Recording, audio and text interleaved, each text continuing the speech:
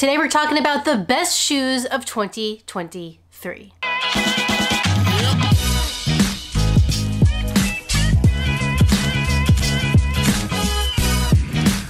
Good morning, YouTube.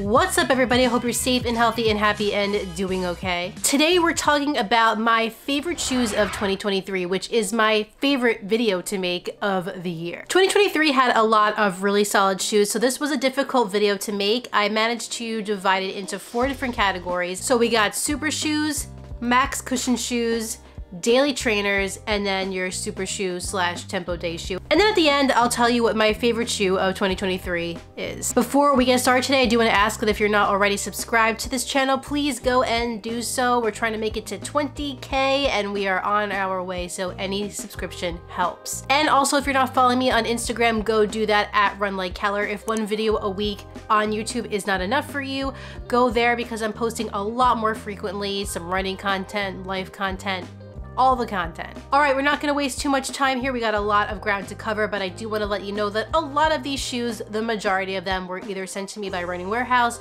or the brand themselves. However, neither Running Warehouse or the brand is telling me what to say. They're not gonna see this video before you, and my opinions on these shoes are always my own.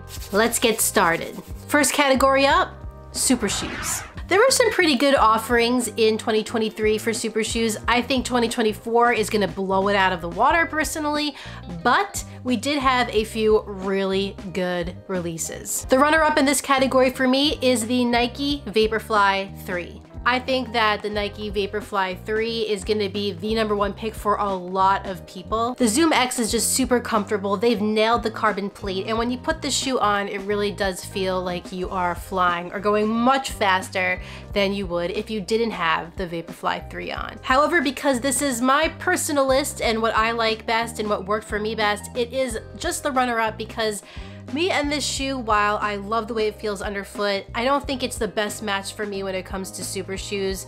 I overpronate pretty severely in this shoe, and I think it's because it has such a narrow midfoot. I really enjoy it for the shorter stuff, maybe half marathon and below. But for me, I just could not see myself taking this to full marathon distance. And for that reason, it is the runner-up. Now, I have another shoe to talk about quickly that came out in 2022, but I did spend a lot of time in it in 2023, and that is the New Balance SC Elite V3. I did run the RBC Brooklyn Half in this shoe. I really liked it. I love the way it felt underfoot. Can definitely see myself taking it longer distance than the Vaporfly 3, but the one killer for me with this shoe was this area right here, where the tongue met the back ankle collar. I had to wear KT tape every time I wore this shoe.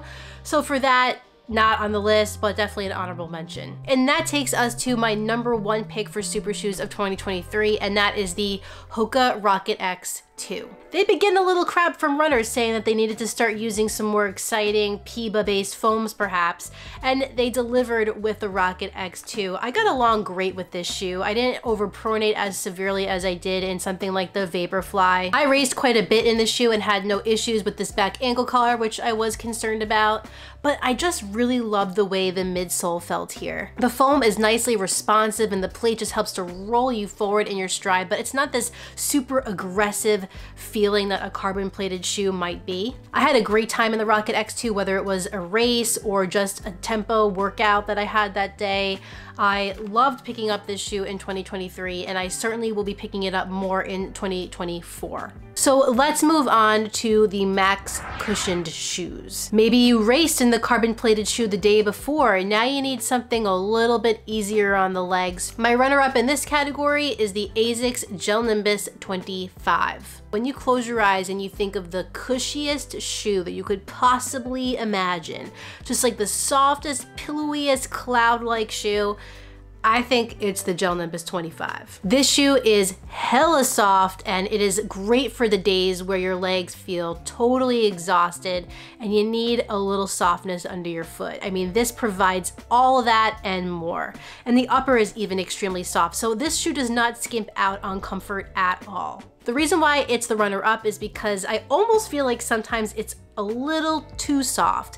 Like, it's so soft that they might have gone too far in that direction. I really liked it. I just found sometimes maybe I needed a touch more firmness, like a touch. The winner of this category actually surprised me. It was a late 2023 shoe, but since I got it, I have not wanted to stop running in it, and that is the On Cloudeclipse. I honestly never thought I'd have an On shoe winning a category for the year, but here we are with the Cloudeclipse. Earlier in the year, On had released their Cloud Surfer 6, which I liked, but I did feel like I wanted a little more cushioning underfoot. Well, it's like On was listening to me and they were like, here, Emily, here's the Cloudeclipse, enjoy. This is basically like a Cloud Surfer on steroids. It has a lot more cushioning underfoot, but also has more structure because they have a speed board, although not a traditional speed board in it. The difference between the Cloudeclipse and something like the Gel Nimbus 25 from Asics is that this is a different kind of cushioning. It feels soft, you feel very protective from the road, but it's almost a firmer cushion that has more of a pop or a bounce to it. I realized when wearing the Cloudeclipse that actually a little firmness in the cushion ain't that bad. I started wearing this shoe in November, and when I did, it just blew all the other Max Cush shoes out of the water. So your number one, On Cloudeclipse. Next category on the list, daily trainers. These are the go-to shoes when you're not necessarily doing a super easy run or a really hard effort, like a tempo workout. They're just the everyday shoes. So I have two runners up for this category as well, because one came in late and tried to steal the show a little bit, but I did want to mention the shoe that I initially had as my runner-up. So the first runner-up is the Hoka Clifton 9. I got this shoe when I visited Running Warehouse in San Luis Obispo in the very beginning of the year, and I loved it from the very first time I ran in it. Cliftons were getting a little bit meh, I'll be honest, but in the 9, they changed the EVA up a little bit here and just used a different composition, different materials in the foam, and I think it brought the Clifton back to life. Like, it just felt a little bouncier, less soggy, and bleh. It had some pizzazz and oomph to it again suddenly. It has a meta rocker, so it's easy to get into your next stride. It's a simple shoe, but it's one that works, and I think that's exactly what we need from daily trainers. But then Asics decided to shake the whole damn thing up, and they were like, wait.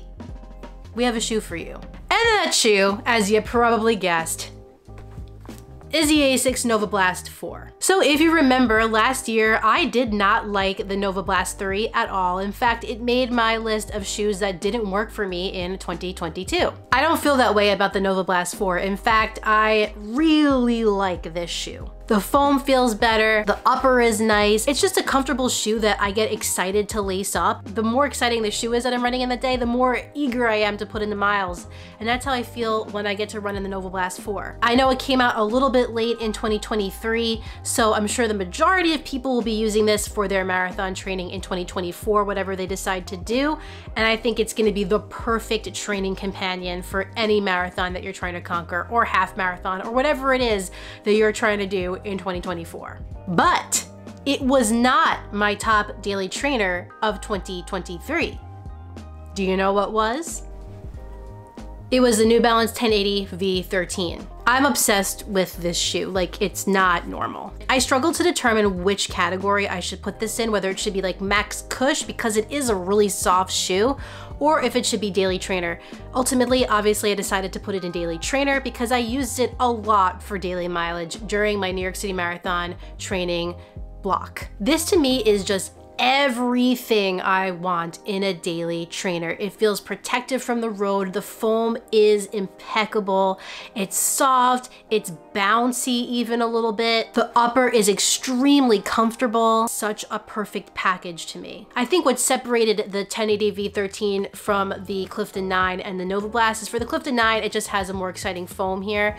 And for the Novablast, I feel like that shoe isn't as balanced as this. In the 1080 V13, I feel like I have a nice amount of forefoot cushioning as well as heel cushioning, whereas Novablast, I feel like I have a little more in the heel than I do in the forefoot. This is just an overall more balanced, more rounded out shoe to me, and for that reason, it had to be my top trainer of 2023. Which leads us to our last category of shoes for 2023, and that is SUPERTRAINERS. I'm not sure, Believe in the Run might have invented that term, but we're just gonna go with it because I don't know what else to call them at this point. My runner-up in this category is the Hoka Mach X. What a fun little shoe this is. Hoka had a lot of success with the Mach line, great shoe, but they wanted to make it a little bit more interesting for 2023, so they decided let's do 2 foams and we'll put a TPU plate sandwiched in the middle of those foams. What do you think? What they created is a solid shoe that you can take for all different kinds of paces. I think that some people might have been disappointed that this shoe wasn't a little bit more aggressive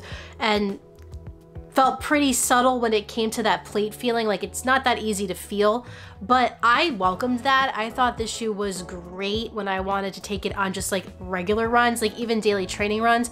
But when I wanted to pick up the pace within those runs, this shoe turned it on and it really can move. I loved the fact that they had 2 foams in this shoe because I think the PIBA foam on the top feels great when you squish into it initially, but the bottom layer of EVA firms it up a little bit and makes it a more responsive ride. And then the plate just helps you roll right through. It's really fun to run in, and I think it'll be great for people who want to try out maybe a super trainer, but they're a little bit hesitant because maybe some of the other options on the market are more aggressive. This is also a great shoe for somebody who wants to run a marathon in a plated shoe, but not necessarily a super shoe. But there was one shoe in this category that outshined the Mach X. Can you guess what it was? Hint. I ran the New York City Marathon in it. Not only is this my favorite super trainer of 2023, but it is my favorite shoe of 2023. Like, this is the shoe. And that is the New Balance Super Comp Trainer V2, which also makes this the 2nd year in a row that this Super Comp Trainer has been my favorite shoe. If I could take this shoe out to lunch and pay for the bill, I would. When I first got this shoe, I was a little underwhelmed because if you remember back to the very first version of the Super Comp, it was a lot more wild than the 2nd version. When I got this, it felt a little watered down, less exciting, but over time, we just became BFFs. During New York City Marathon training, the only shoe I really wanted to run in fact, it became a problem for reviewing other shoes, was the Super Comp Trainer V2. Like, we just got along so well. I quickly began to understand why New Balance made the midsole a little more accommodating and normal, for lack of a better word. And it's because it just made the shoe more versatile. I was able to take this on my 20-mile runs. I was able to take this on my tempo days, even my easy days. Like, it just did it all. The Feel Cell foam mixed with the plate in this shoe gives you a subtle ride like the Mach X, but it is a little bit bouncier and the plate is more noticeable. The upper during training in the summer months was breathable. It's just chef's kiss. I could not say enough good things about this. I put over 250 miles in my first pair and got the fresh pair for the New York City Marathon, which is what I'm holding right now, and the outsole is truly disgusting. When I think back to 2023, this will be the shoe that I think of. Again, I highly recommend this shoe to people who want to run a marathon with a plate but don't want to go crazy with the super shoe. Maybe you only want one shoe in your rotation that can do it all. I think that's this, and that is why the SE Trainer V2 is my 2023 shoe of the year. Well, that concludes it. That was a lot of shoes, but again, 2023 was a good year for running shoes, so there was a lot to cover. Do you have any of these shoes? Were any of them your favorites of 2023? Do you think I'm crazy? Did I have the list all wrong? Let me know in the comments down below, and I will be putting links to all these shoes down below in the description so you can click those and pick up your own pairs. Keep in mind, these will be affiliate links with Running Warehouse. However, it doesn't mean much for you. It just helps out my channel so I can keep making these videos. Thank you guys again for all the support in 2023. It was a crazy year, did stuff that I never even imagined doing, and I can't do it without the support of all of you. So again, thank you so much for everything, and I hope that you stick with me on this journey in 2024. Well, everyone, that concludes this video of the best running shoes of 2023. If you enjoyed this video, please like it down below and subscribe. And when you're done with all that, hit the notifications bell so you can find out every time I upload a new video. Best looking shoes of 2023? I have another video for you next week, but in the meantime, get out there, get on the grind, and don't forget to run like Heller. See you next year.